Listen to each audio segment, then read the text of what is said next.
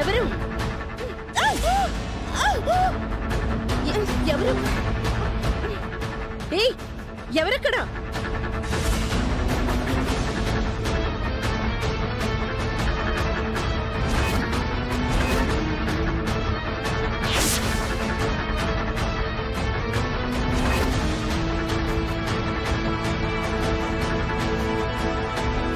నీ చేతిలో కత్తుందేంటి? అంటే చీకట్లో నన్ను చంపడానికి వచ్చింది నువ్వే అన్నమాట. లేదు మహాలక్ష్మి, నేను నిద్రపోతున్నాను. నీ గొంతు విని లేచాను. నాకేం తెలీదు. ఆపో! నన్ను చంపాలని చూసి మళ్ళీ ఏం తెలియదు అంటున్నావా? ఇప్పుడే నీ సంగతి తెలుస్తాను. పద రా. మహాలక్ష్మి, మహాలక్ష్మి,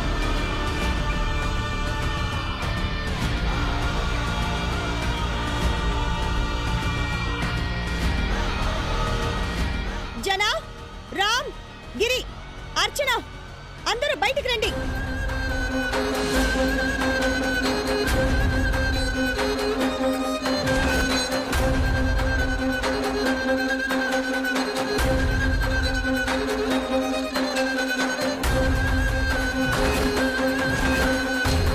ఏంటి మహా, ఆవిడ చేతిలో ఆ కత్తేంటి? నిద్రపోతున్న నన్ను ఈ విద్యాదేవి కత్తితో పొడిచి చంపాలని చూసింది జనా.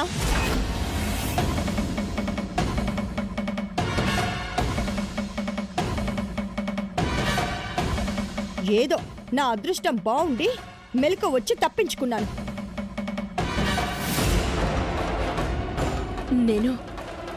నేను తన్ని చంపాలనుకోలేదు. మరి నీ చేతిలో కత్తెందుకొచ్చింది? ఎందుకొచ్చింది? మీరు నా రూమ్కొచ్చి అరుస్తుంటే నాకు మెలకు వచ్చేసింది. నేను లేచి చూసేసరికి నా చేతిలో ఎవరో కత్తి పెట్టి వెళ్ళిపోయారు. అప్పుడే మీరు లైట్ వేశారు. అంతకు మించి నాకేం తెలీదు.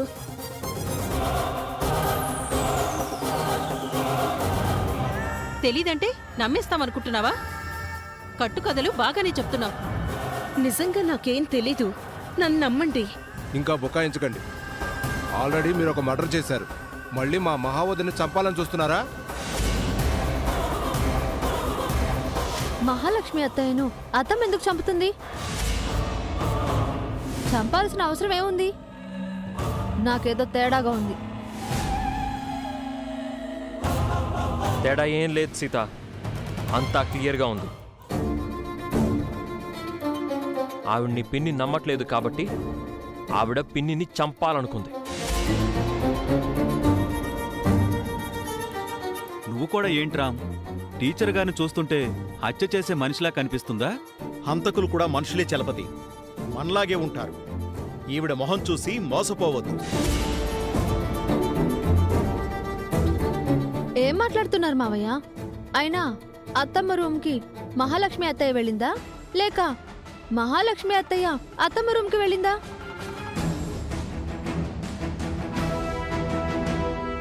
నా రూమ్కే తనొచ్చింది సీత. ఆవిడ రూమ్లోకి నువ్వెందుకు వెళ్ళావు చల్లాయ్? ఆవిడతో పొడిపించుకోవడానికి వెళ్ళావా?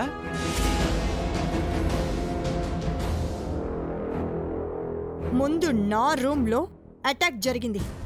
పారిపోయి ఆ రూమ్లోకి వెళ్ళిపోయాను నేను. అత్తయ్య రూమ్కి ఎందుకు వెళ్ళారు?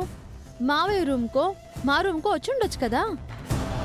చాలా ఆపు సీత, నువ్వు చెప్పావని ఫోన్లే పాపం అని మా పిన్ని ఆవిడికి బెయిల్ ఇప్పించి బయటికి తీసుకొస్తే మా పిన్నినే చంపాలనుకుంటుందా?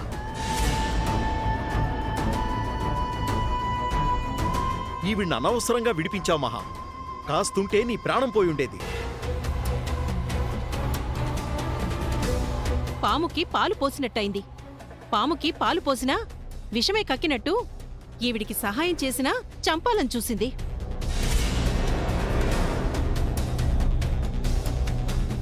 అసలు ఇలాంటి వాళ్ళని ఇంట్లో ఉండనివ్వకూడదు. తను సుమతి వదిన్ని చంపిన హంతకురాలని తెలిసి కూడా ఇంటికి తీసుకొచ్చి తప్పు చేసే వదినా. ఆవిడ ఎవరిని చంపలేదు. ఆవిడే సుమతి అత్తమ్మ. అలా అనుకొని సగం నమ్మకంతో విడిపించి ఇంటికి తీసుకొచ్చాను. కానీ నా మీదే కత్తెత్తుతుందని నేను అస్సలు అనుకోలేదు.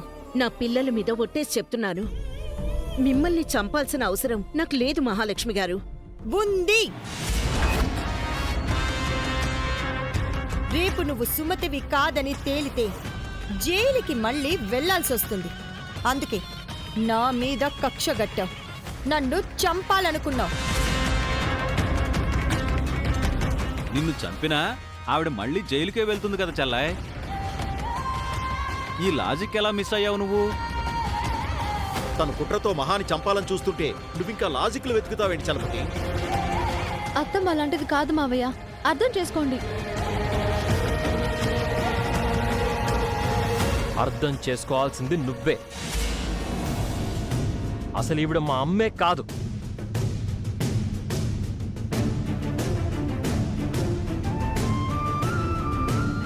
ఇప్పుడేం చేద్దాం మహా? ఏముంది, రేపు పోలీసుల్ని పిలిచి అటెంప్ట్ మర్డర్ కేసు పెట్టి అరెస్ట్ చేయిస్తాను. ఆ పంచే వదిన, రేపటితో ఈవిడ పీడ విరగడైపోతుంది.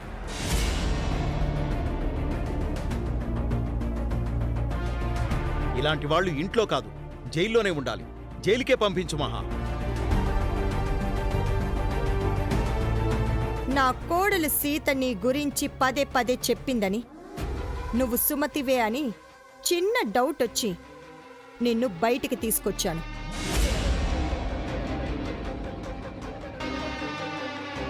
కానీ వచ్చిన రోజే నీ బుద్ధేంటో చూపించావు. ఖచ్చితంగా నువ్వు సుమతివి కాదు, సుమతిని చంపిన హంతకురాలివి.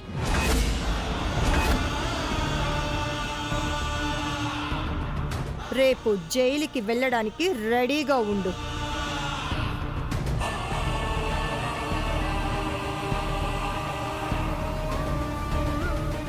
తన వల్ల అందరి నిద్ర డిస్టర్బ్ అయింది. వెళ్ళి పడుకోండి. తన సంగతి రేపు చూసుకుందాం.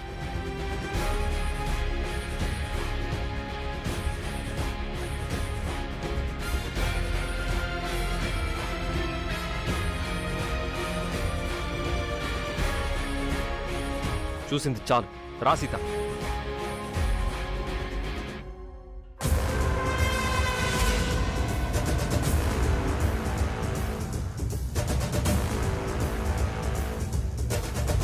ఈ ఇంట్లో నీకు ఇదే ఆఖరి రాత్రి. రేపటి నుంచి ఎలాగూ జైలు రాత్రే. వెళ్ళి హాయిగా నిద్రపో.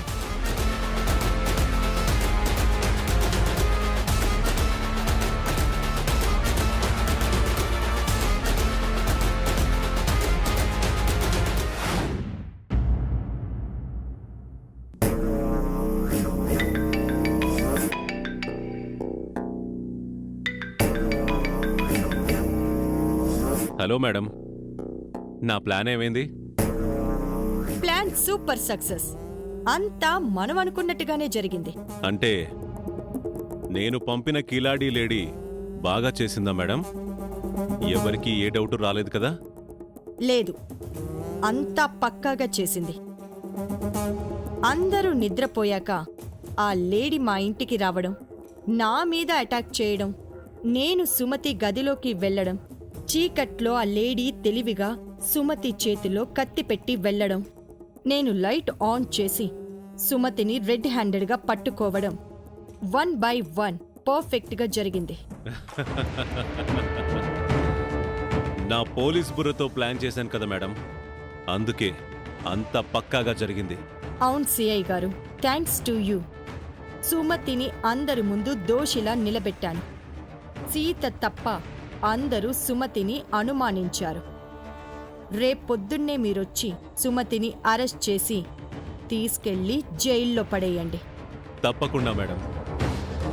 బెయిల్ మీద బయటికొచ్చిన నిందితురాలు కామ్గా ఉండకుండా మర్డర్ అటెంప్ట్ చేసిందని చెప్తే ముఖర్జీ గారు కూడా ఇందులో ఇన్వాల్వ్ అవ్వలేరు. ఎగ్జాక్ట్లీ. ఇదివరకంటే ముఖర్జీ సీతకి హెల్ప్ చేశాడు, కానీ ఇప్పుడు ఆయన కూడా ఏమీ చేయలేడు. అటెంప్ట్ మర్డర్ కేస్ కింద సుమతి బెయిల్ రద్దు అని జైలుకి వెళ్తుంది. ఓకే మేడం, మీరు హ్యాపీగా నిద్రపోండి. రేపొచ్చి సుమతిని అరెస్ట్ చేసి మీకు ఏ ఇబ్బంది లేకుండా నేను చూస్తాను. సరే, ఉంటాను.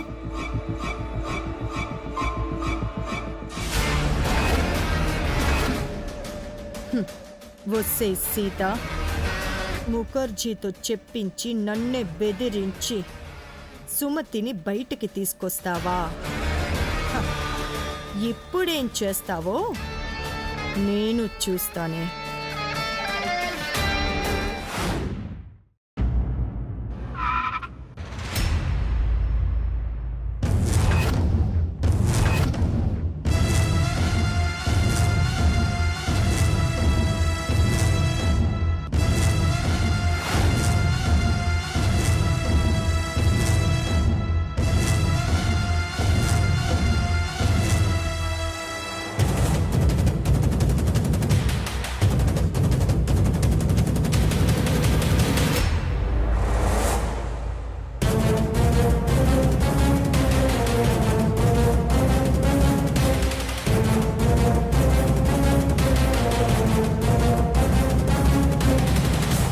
రండి సిఐ గారు.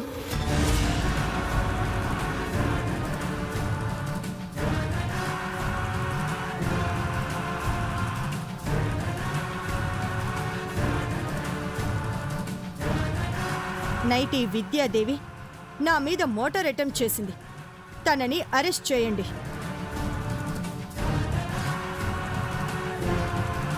పాపమని తనకి బెయిల్ ఇప్పిస్తే మా మహానే చంపాలని చూసిందండి. ఇంకెప్పుడు తనకి బెయిల్ రాకుండా చూడండి.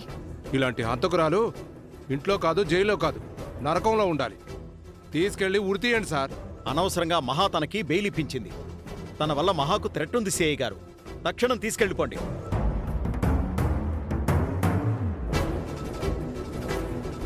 ఈవిడ మా అమ్మని చంపిన హంతకురాలు. మా పిన్నిని కూడా చంపాలనుకుంది. ఈవిడ్ని మేము ఎప్పటికీ క్షమించం.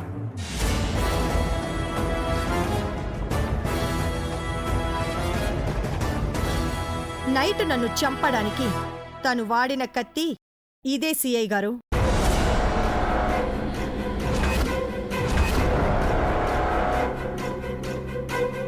ఈ కత్తిని ఈవిన్ని ఈ రోజే కోర్టులో హాజరుపరిచి వెంటనే జైలుకి పంపించండి.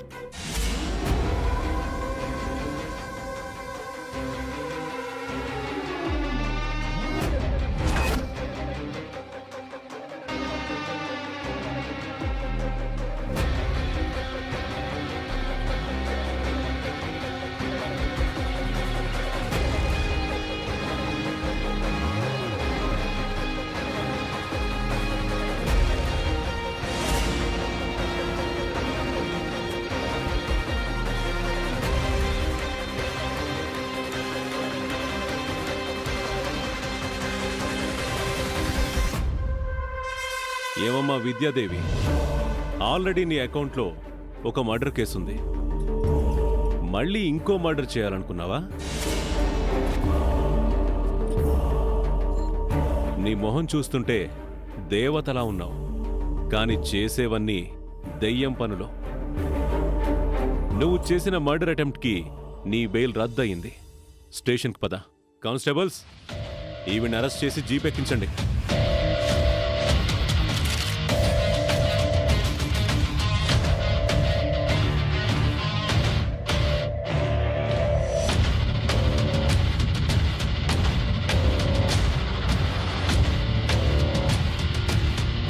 ఆగండి.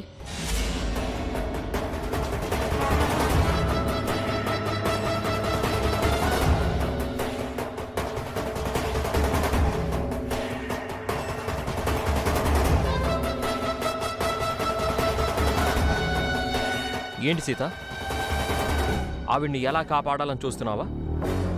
మళ్ళీ తప్పు చేయాలి అనుకుంటున్నావా? ఆవిడ ఏ తప్పు చేయలేదు మామా.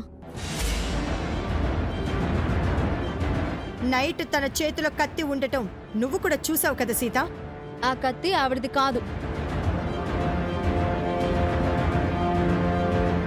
మరి ఇంకెవరిది? కొంప తీసి నువ్వు గాని ఇచ్చావా ఏంటి? మహావతిని మర్డర్ చేయమని చెప్పి సీతే ఆవిడ్ని ప్రోత్సహించుంటుంది.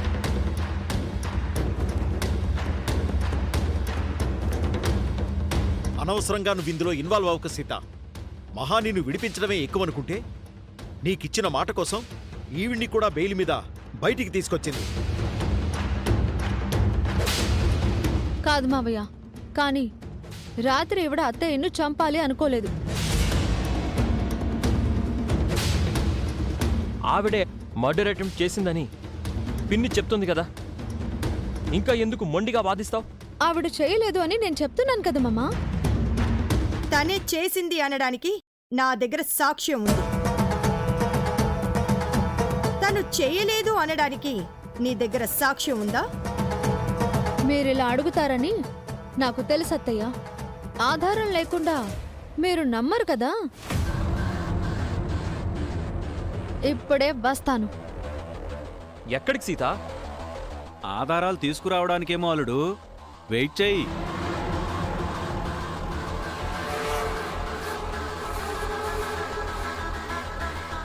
ఇప్పుడు ఇదేం ఆధారాలు తీసుకొస్తుందో.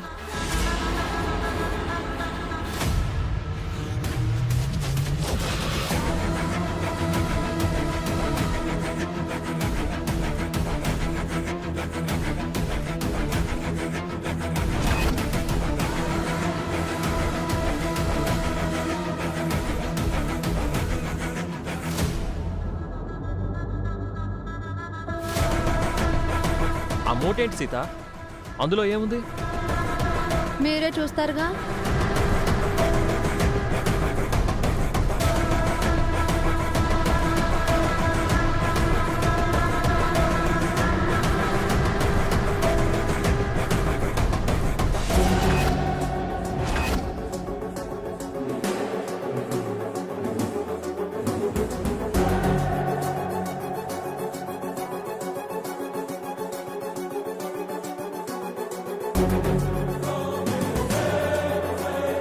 లే,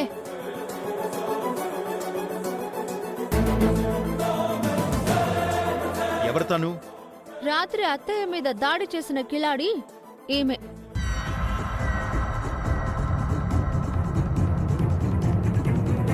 రాత్రి ఇది ఇంటి నుంచి బయటికి పారిపోతుంటే పట్టుకుని ఇలా బంధించాను. ఈ విషయం మీ అందరితో నైటే చెప్దాం అనుకున్నాను, కానీ మహాలక్ష్మి అత్తయ్య పొద్దున్నే పోలీసులను పిలిపిస్తాననేసరికి పోలీసుల ముందే దీని సంగతి తేలుద్దామని ఆగాను.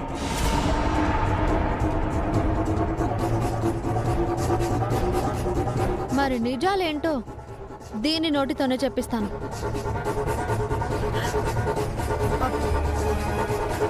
చెప్పవే, ఎవరు నువ్వు? రాత్రి మా ఇంటికి ఎందుకు వచ్చావు? మా అత్తయ్యని ఎందుకు చంపాలనుకున్నావు? చెప్తావా లేదా? చెప్పు, ఎవరు ఎవరు చెప్పు,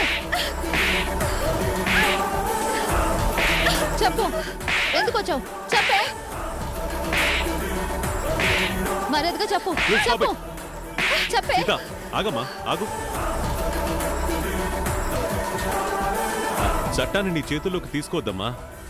ఈ లేడీ సంగతి స్టేషన్కి తీసుకెళ్లి మేం తేలుస్తాం. నువ్వు వదిలేయమ్మా. ఇది నిజం చెప్పాక తీసుకెళ్ళండి, అప్పటి వరకు వదలను. చెప్పవే, చెప్పు, చెప్పు, ఎందుకు వచ్చావు? చెప్పే. నువ్వు అలా కొడితే తను చచ్చిపోతుందమ్మా. అనవసరంగా ఆ కేసు నీ మెడకు చుట్టుకుంటుంది. తనెవరో, మా ఇంటికి ఎందుకు వచ్చిందో, మా అత్తయ్యను ఎందుకు చంపాలనుకుందో తెలియాలి కదా. చూస్తుంటే తెలియడం లేదమ్మా, తను దొంగ. ఈ మధ్య ఇలాంటి దొంగలు రాత్రిపూట ఇళ్లలో దూరి డబ్బుల కోసం మనుషుల్ని చంపేస్తున్నారు.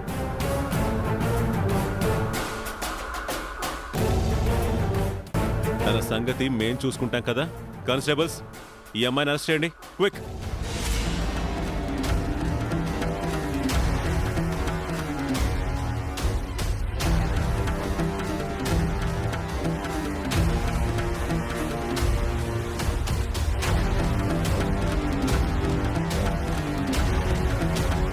చూసావా మామ, ఆ కిలాడి ఎవరో ఇంట్లో దూరి అత్తయ్యను చంపాలని చూస్తే మీరందరూ అత్తమ్మను అనుమానించారు.